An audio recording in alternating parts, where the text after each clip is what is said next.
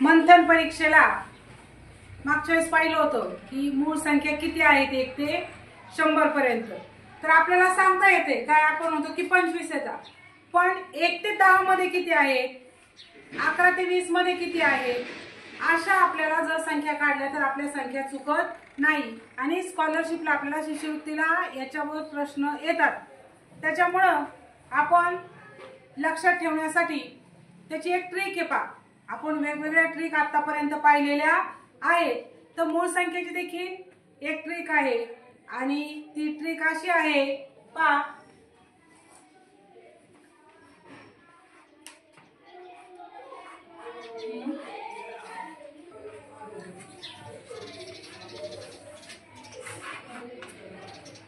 आता तुम्ही म्हणताल काय आहे D D B B C B B C B A. आता ट्रिक म्हणलं की आपल्याला काय आहे थोडासा पाठांतराचा विषय येतो, पण ते गणित तो घटक आपला परफेक्ट होऊन जातो. लक्षात आलं. आपण वेगवेगळ्या घटकावर ट्रिक पाहिलेल्या आहे, तशीच मूळ संख्यावर देखील एक ट्रिक म्हणा.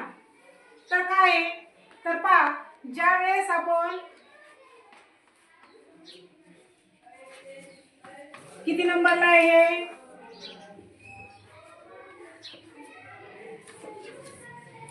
याचे नंबर येतं जे आपण एबीसीडी लिहित होते हे की नाही. म्हणजे त्याच्यामध्ये 1 नंबरला ए, 2 नंबरला बी, सी 3 नंबरला आणि डी 4 नंबरला. आता याच्यामध्ये काय आहे पहा, डी म्हणजे 4, या ठिकाणी पण 4, बी म्हणजे 2, बी 2 आणि सी म्हणजे 3. अशा पद्धतीचे नंबर आपल्याला त्या ठिकाणी द्यायचे आहेत. पहा या ठिकाणी आपण नंबर देऊन घेऊ.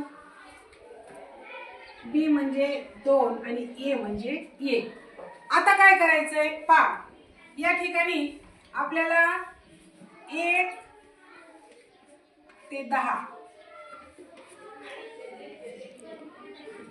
11 ते 20, 21 ते 30, 31 ते 40, त्याच्यानंतर 41 ते 50. आता याच्यामध्ये 1 ते 10 मध्ये किती मूळ संख्या आहेत तर किती आहेत 4 आहेत. किती आहेत 4. आता कोणत्या आहेत ते आपल्याला माहिती आहेत. आपण मूळ संख्या या घटकावर आपण पाहिलेलं आहे. परंतु काही मुलांचं काय व्हायचं माहिती का, सुरुवातीला 4, दुसऱ्यांदा 4 आणि या ठिकाणी काय व्हायचं त्यांचा गोंधळ व्हायचा. म्हणून आता तुम्हाला जर D D B B C B B C B A ही जर ट्रिक लक्षात ठेवली तर तुमचं मूळ संख्यावरचं गणित चुकणार नाही, एकदम परफेक्ट होऊन जाईल पहा. कारण थोडंसंच पाठ करायचंय आपल्याला. 1 ते 100 पर्यंतच्या मूळ संख्या आपण एका चुटकीसरशी काय करू शकतो, या ओळ लक्षात ठेवली की लक्षात येते आपल्या आणि चुकत नाही.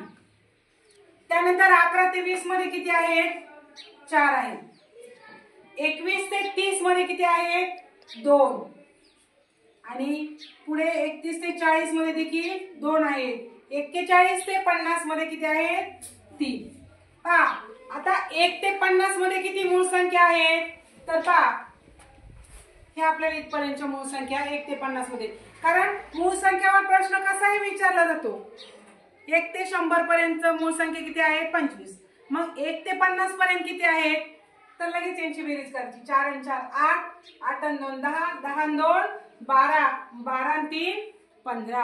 म्हणजे 1 ते 50 पर्यंतच्या आपल्याला किती निघल्या मूळ संख्या, किती निघल्या 15.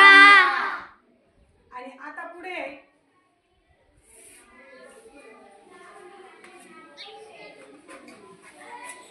51 ते 60, 61 ते 70, 71 ते 80 आणि 81 ते 90 आणि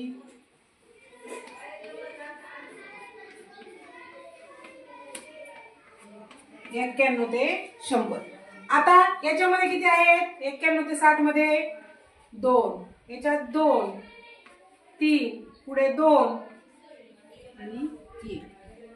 आता हे तुम्हाला समजण्यासाठी मी लिहिलंय, पण तुम्ही एवढं जरी लक्षात ठेवलं तरी पहा 1 2 3 4 5 6 7 8 9 10 किती अक्षर झाले 10. म्हणजे 1 ते 10 पर्यंत एक अक्षर. असं जर लक्षात ठेवलं तर तुमचं फक्त याच्यावरच तुम्ही मूळ संख्येचा कुठलाही प्रश्न विचारू द्या तुम्हाला, तुम्ही तो प्रश्न तुमचा चुकणार नाही. फक्त ट्रिक मध्ये थोडंसं पाठांतर असतं का, आपण कुठल्याही म्हणजे तारखेचा वार काढा हा देखील घेतला होता, त्याचा प्रश्न कोणाचा चुकला नाही पा, कारण त्याच्यामध्ये देखील थोडंसं पाठांतर आहे. तर ते कोड लक्षात ठेवले की तुम्ही तो प्रश्न सोडवणार. तशाच हा देखील एवढं लक्षात ठेवलं की तुम्ही तो प्रश्न तुमचा इझी सुटणार. लक्षात आलं सगळ्यांना? म्हणजे चुटकी सरशी आपण एक वाक्य लक्षात ठेवलं की आपलं ते मूळ संख्येचा पूर्ण प्रश्न आपला न चुकता आपण सोडवणार.